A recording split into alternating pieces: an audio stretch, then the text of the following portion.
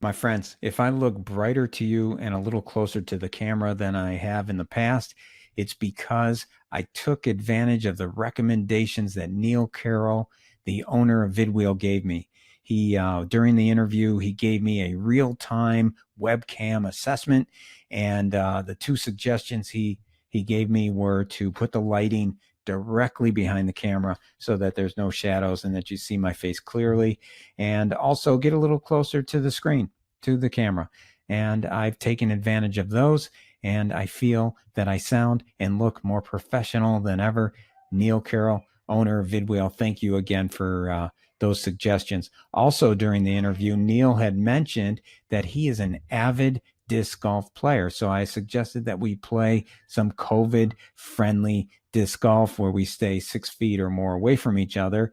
He did mention that he was going to ask the boss, his wife, and when he did, he received a hard and immediate no. So doesn't look like he and I are going to be playing disc golf anytime soon. However, as a consolation, Neil did send me this really cool disc golf disc with the VidWheel logo on it.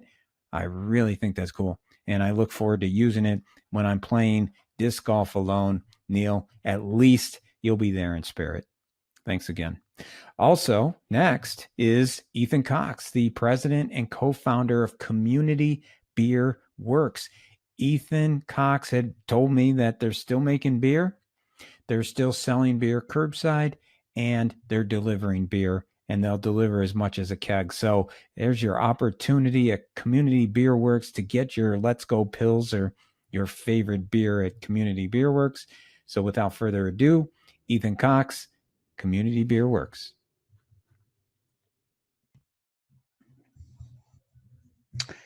All right, I'm here with Ethan Cox from the owner of Community Beer Works. And Ethan, why don't you start off and tell us a little bit about Community Beer Works and tell us what role you play in the business. Sure.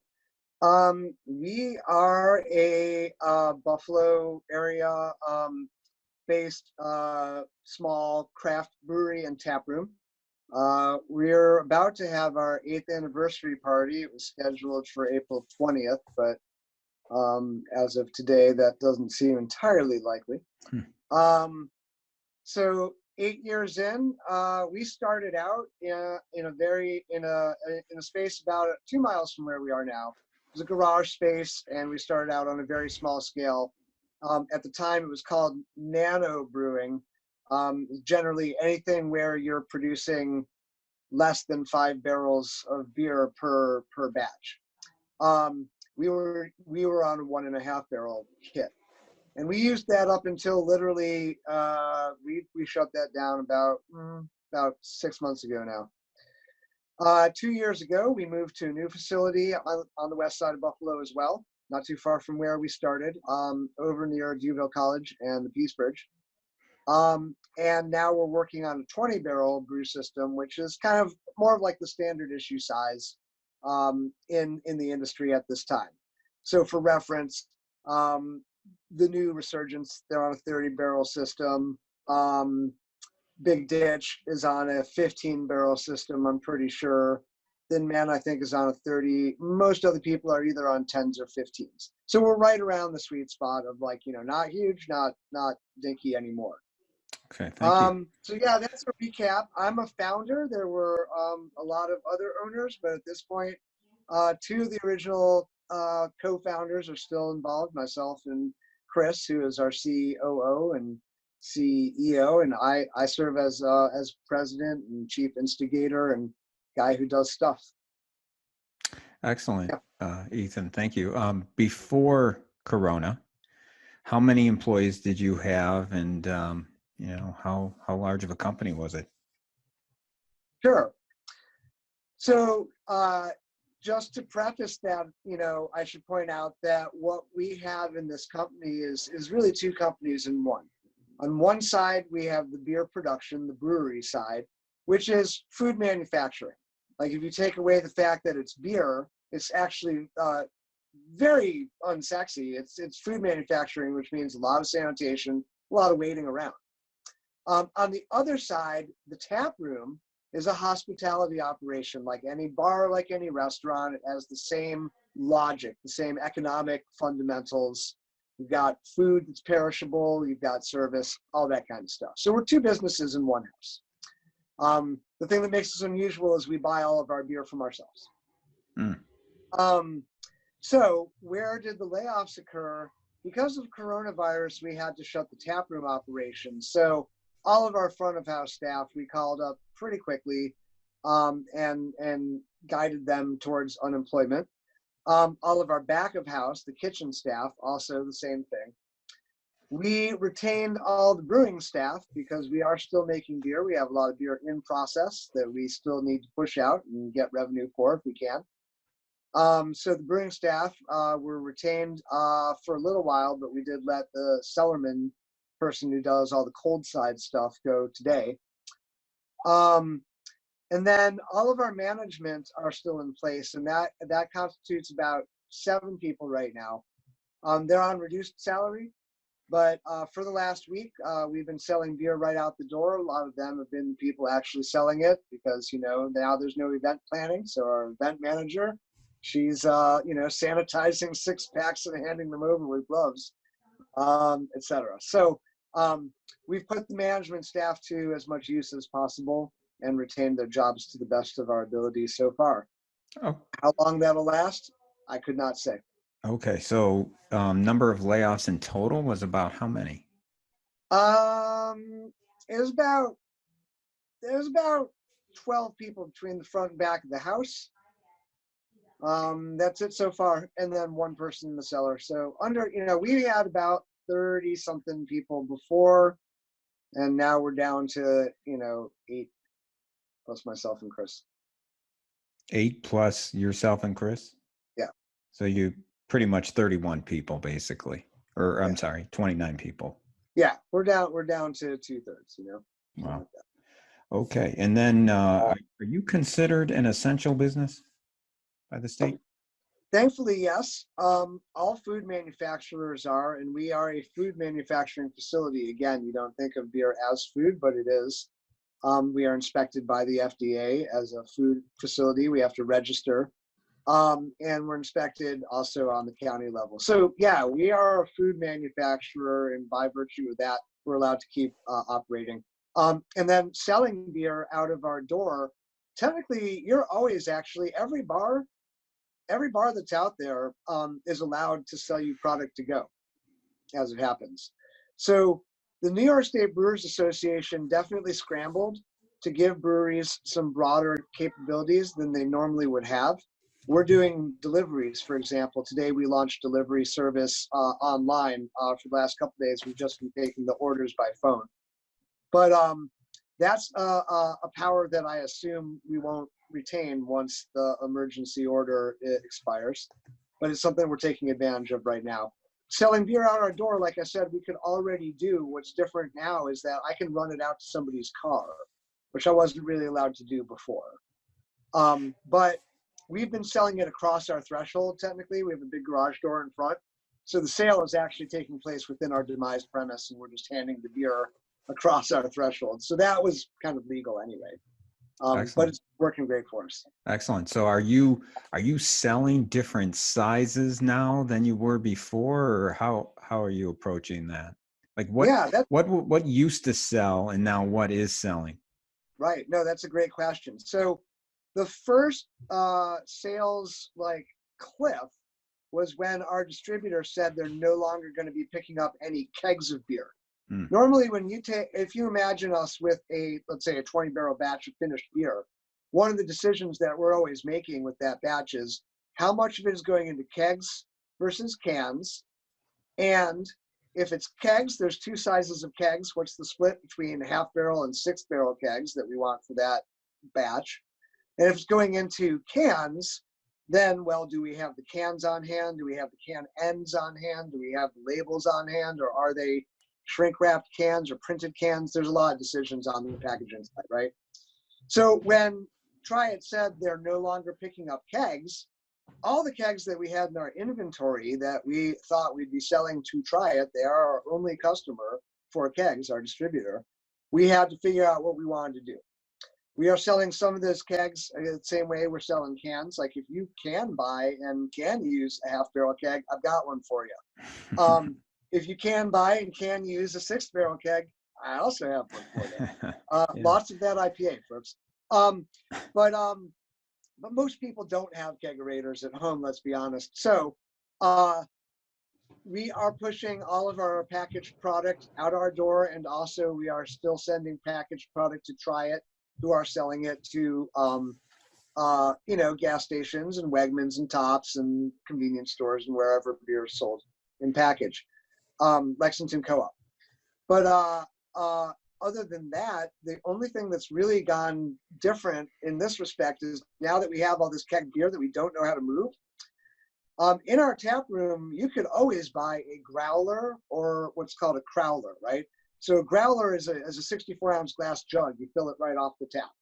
We're filling those. If you come by with your growler, I will sanitize the heck out of it, fill it off of our tap, send you home with some fresh beer. You got to drink it pretty soon, but that shouldn't be a problem. The crowler is this weird thing. It's a can. It's a 32-ounce can. And we have a seamer for it. It seams one can at a time. It's just like our canning line, but like it just does one can. It does this big 32-ounce can. It looks like, you remember Foster's oil cans? Oh yeah. It looks like kind of like one of those, 32 ounces. Yeah. So we are also filling those on site. You don't come in with one of those, right? Like a glass growler, you bring that in, or we can sell you one. We have them. But the crowler, we have those. So you tell us which one you want. You go to the tap, we fill it up, we seam it, clean it, spray it down with sanitizer, hand it to you. So we are getting rid of our keg product that way, because that's the only way to get rid of the keg product. Unless, again, if you want to buy a keg, let me know. I can help. Excellent. So right now, then, the business is basically order online and drive up and have it delivered to your car? Yes, we will run out to your car if you wave us over, or most people feel okay about getting out. We've got some lines of tape down there to maintain the 6-foot recommended distance so people don't get crowded. But yeah, if you just park the car and like kind of wave at us, we'll get to you. If there's a line of people, we'll get to you after them. You're sitting in your car. So we could still drive up and go into the place if we wanted to. You're not really going in. Like I said, we have a big, if I could show you a picture, but we have a big garage door in front. So we just have a table set up at this garage door. So you just walk. We have a tent outside if it's rainy or whatever, or sunny or whatever. So there's a tent. You'll know when we're open. Our hours have been 3 to 8. We were open all last week. We closed today because the staff just needed a break. And going back to those crowlers, making them on demand is kind of inefficient and laborious. Yeah. So now that we know approximately how many we're moving of which beers, we're going to take another day to pre-make a whole bunch of them that are already in our cooler, and we can just hand them to you. So how is business going right now? I would be lying if I didn't say the last week was really like not just good, but also super heartwarming. Like we saw almost all of our best customers and fans. I mean, we kind of consider them more like fans, but and friends, quite frankly. So, almost everybody I can think of in the beer scene, which is pretty close knit in Buffalo, came by, picked up some product, wanted to support us. It was really nice. One customer even bought our staff dinner. He contacted me privately and said, look, I want to buy dinner for the staff. Why don't you just order something and I'll Venmo you, what it was. So I shared the love and went to one of our best customers, Belcito. I don't know if you know Lou, but we went over there and I ordered some pizzas from there. So it's been the response has been very, very heartwarming. People understand that our backs are up against the wall and that we're all pivoting and scrambling to figure out how to operate, and we don't know for how long. There's a lot of unknowns still. So yeah, there sure are. How are you keeping your employees safe? As far as employees who are on site doing the retail operations, it's the standard things. We have we have lots of gloves. We don't have masks, but we do have bandanas. So, we're wearing bandanas. But we also have a table that's separating us from our customers. We're spraying down the cans with brewery grade sanitizer. I mean, let's be honest, it's a brewery. We have some pretty good stuff that's food grade, but also like quite thorough. So we've got the place. It's actually the cleanest place I can imagine being right now. In general, it's a shame you can't be there, but especially because our director of brewing ops is also like sanitation is what he does, right? So he's keeping the place real clean. Beyond that, when we go out for deliveries, for example, we're leaving it on the porch or on the stoop or on the walk or somewhere where you can walk out of your house and come grab it yourself when I've like walked halfway back to my car. And by me, I do mean me. I mean, right now, myself and Chris are actually making these deliveries, which is kind of cool. Again, I mean, we are interacting with our through a glass door sometimes, so I can look at their license and make sure they're them. But like it's still kind of cool. And I'm driving around, I see so many people jogging and walking their dogs, keeping distance, but they're out there. People are finding ways to not lose their minds. Yeah, and it's nice to get away from the TV and the phone and everything, and realize that this isn't the end of the world. Yeah, it's a real challenge, and my God, I mean, I can think of so many people I know that are in far more dire situations than we are, and I feel, especially for the healthcare professionals that are out there on the front lines right now without enough protective gear. That's just it's a terrible situation. But on a related note, like I haven't really known what I could do to help in that respect. Some of my classmates from CEL are actually getting together already on the side and trying to put together a program to make anything like masks or protective face shields or whatever. And I wish them luck. I don't have time to jump into that. But somebody asked me, like, what about alcohol for sanitizer? I'm like, well, breweries only ferment, you know what I mean? So it's only going to be something that's like 7-8%. Going from there, like real alcohol is another process, and we don't do it, and we're not licensed to do it, and I don't know much about it. But guess what? Just today, I got an email from somebody else in Buffalo, the people over at Bootleg Bucha, saying that they're still could be going 24/7 producing 91% ISO or whatever it is, if they could feed it with enough fermented anything, like sugar water. So I know one other brewery has already committed some capacity to them. I'm going to work it out after this call probably. I'll get back to my email and see.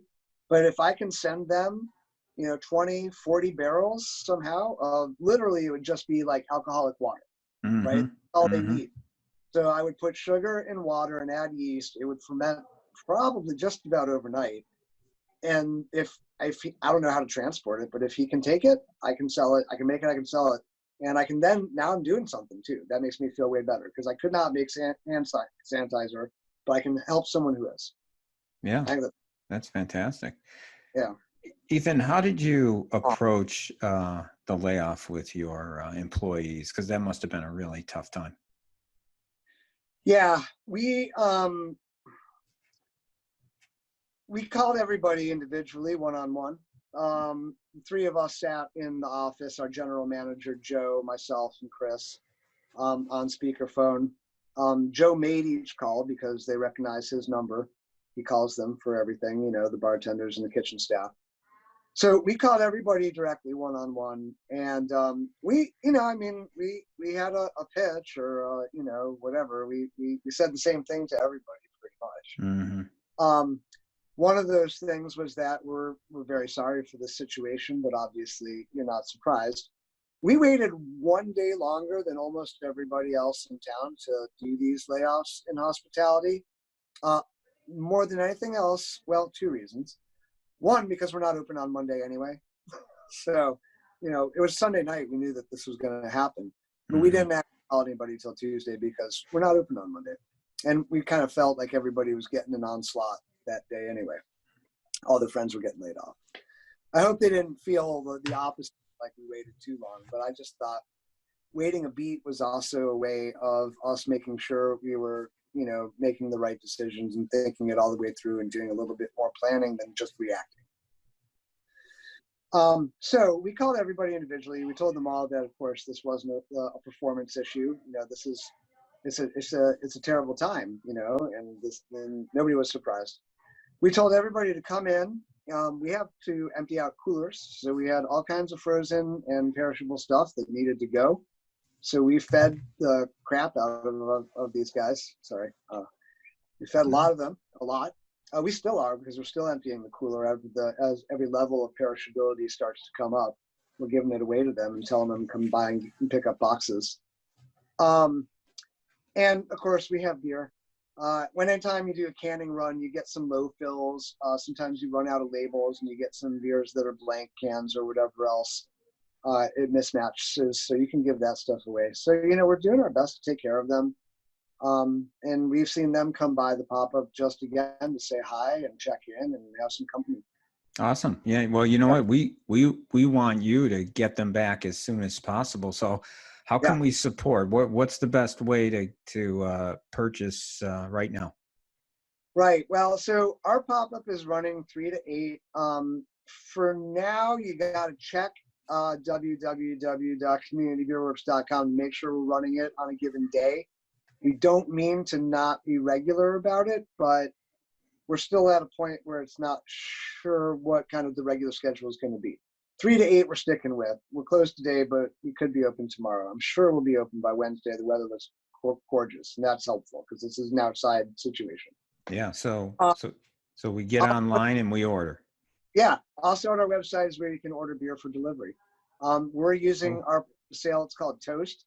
It took us all weekend to wrangle it into something that wasn't like, it's really adapted to do hot, immediate deliveries, not we're going to take this information and then we'll come out tomorrow with it deliveries. But we've wrangled it into doing that. So that's what we're doing. You order today, we'll call to confirm, and then tomorrow we bring it to you. You have to order a case or $50 worth, I think is our limit, but that's basically a case. And our delivery area for now is just Buffalo, City of Buffalo zip codes. Nothing, it's a little arbitrary. I know there are zip codes that are actually closer, that are outside of the city than some of those, but we just we got to start somewhere. And so as we've never done this before, we're not a delivery service. So as we lean into these new logistics, we don't want to get overwhelmed and provide poor service. So, very good. Very good. What's selling best, by the way, right now? That IPA, which is it's our lower ABV kind of session IPA. It's also the one that won a GABF, Great American Beer Festival, bronze medal last year, which is a really big deal. I think I'm pretty sure we're the only brewery in Buffalo to win a medal at this pretty famous, pretty prestigious competition. So love that beer, easy drinking, delightful, great beer, Nice. especially the better. Is that your favorite? Most brewers answer that question with my favorite beer is the one in my hand right now. But I'm drinking green tea. I do love that beer. If I had to pick one, if I had a favorite kid, which you're just not supposed to, it would probably be the Whale, which is our brown ale. Excellent. For a lot of reasons. I could go on all day, but it's not an IPA. And I know the world is dominated by IPAs these days, but I love a good brown ale with nice malt character, some chocolate, some coffee, some roasted character. It's just a delightful beer. That does sound good. I think that might be one of my orders. There you go. Cool. Excellent. Well, let's support Ethan Cox. He's one of the owners of Community Beer Works, and just get online, order, pick it up. Sounds like Wednesday's going to be a nice day to get some. And if you can't do a Wednesday, we check online first. Yeah, absolutely. Just check the website. We're also super active with Twitter and with Instagram. So between the website, Facebook, Twitter, and Instagram, that's how we really get the message out anymore. Email is everybody's got too much email. So yeah. I don't mean to put the onus on people, but that's kind of how it works anymore. So yeah, the website is great, always up to date, and so are the other channels. In fact, we've been seeing even more engagement because guess what? People are home on their computers right now, right? So we've seen a huge uptick in engagement over social media. So yeah, get at us. All right, Ethan. Well, thank you very much for your time, and I look forward to enjoying a nice beer myself. Awesome. All right. Well, if I see your name come up in delivery, I'll probably be the one dropping it off. Oh, you will. All right, man. Take care. Thanks again. Bye. One last thing before we go, just a reminder, support the small businesses around you. They need you more than ever during this crisis. And without you, they won't be able to survive. So please support the small businesses in any way that you can. Thanks again and have a great day.